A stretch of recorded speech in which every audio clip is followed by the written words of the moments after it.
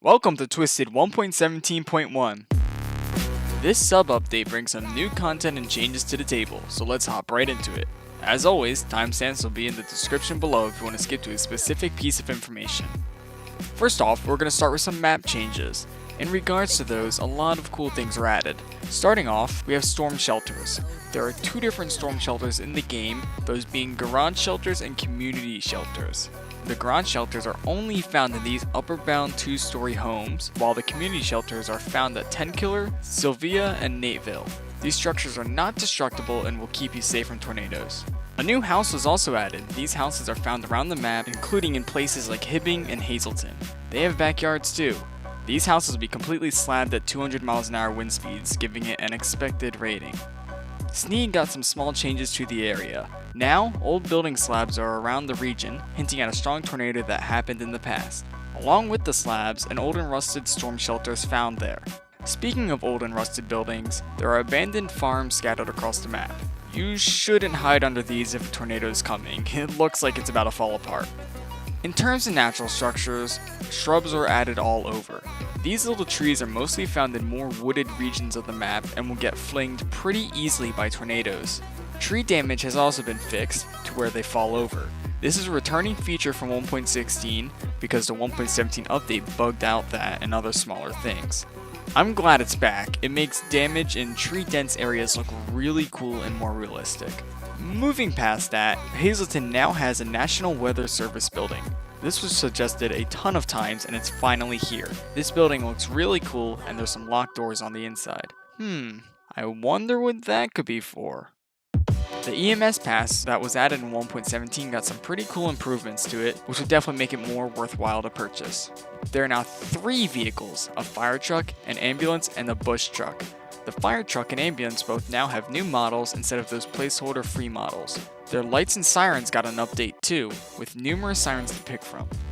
Now, only players on the EMS team can heal wounded or bag up dead NPCs. If you're not on the EMS team, you can alert them by pressing R to report the body. This will give them an audio cue, a message in chat where it is found, and mark the NPC on the map. The vehicle spawn menu for emergency vehicles now is like the other menus, where it has its own garage. In here, you can select the 3 vehicles and switch to the colors in different counties.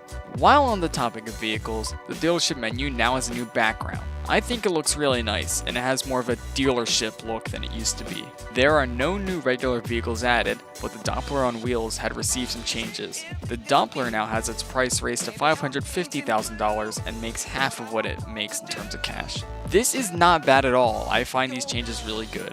You can still get a lot of cash either way even with this change, because now you make about $300 per scan with the double cash game pass. Not only that, but you can press E to switch between the driver and computer seat, much like how you can switch from the driver to IMAX seat in both TIVs. Bug-wise, the Doppler on wheels now does not give money if it has been picked up, and the pedestal doesn't rotate with the radar dish now. Vehicles now get hydrolocked when driving in water, so you won't get far if you decide to take a dip in the river. For storms, a couple of things have been improved. The most glaring change is that violent tornadoes are now less likely. Don't fret about that though. High risks still do happen and still bring really cool tornadoes. We've gotten 2 EF5s so far during testing and one of them almost topped 300 miles an hour. Visually, the dust clouds from tornadoes are now transparent and the rain density has increased.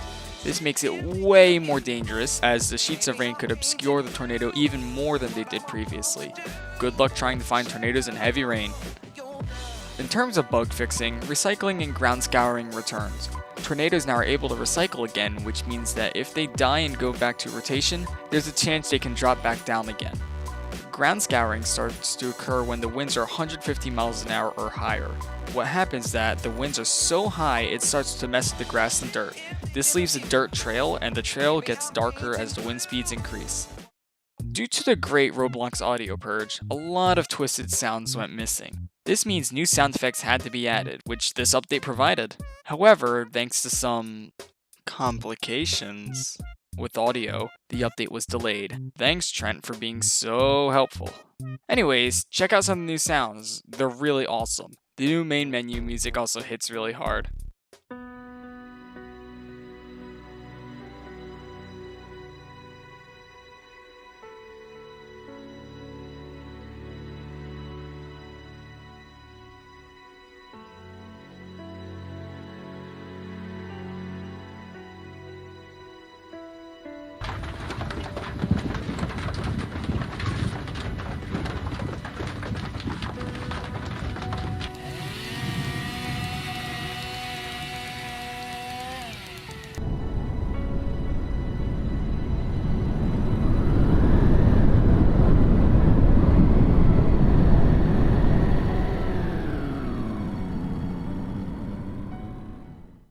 For some smaller but still notable changes, the measurement tool's measurements are now way more accurate than they previously were. This makes the scale of everything feel much better. The time spent at night has set to where it speeds up a bit again, so the later hours spent without storms isn't that long. And finally, Biroka has the gas station icon now on the map, which has been missing for some time. And that's it for everything in this update. If I missed anything, let me know down below. See you next video.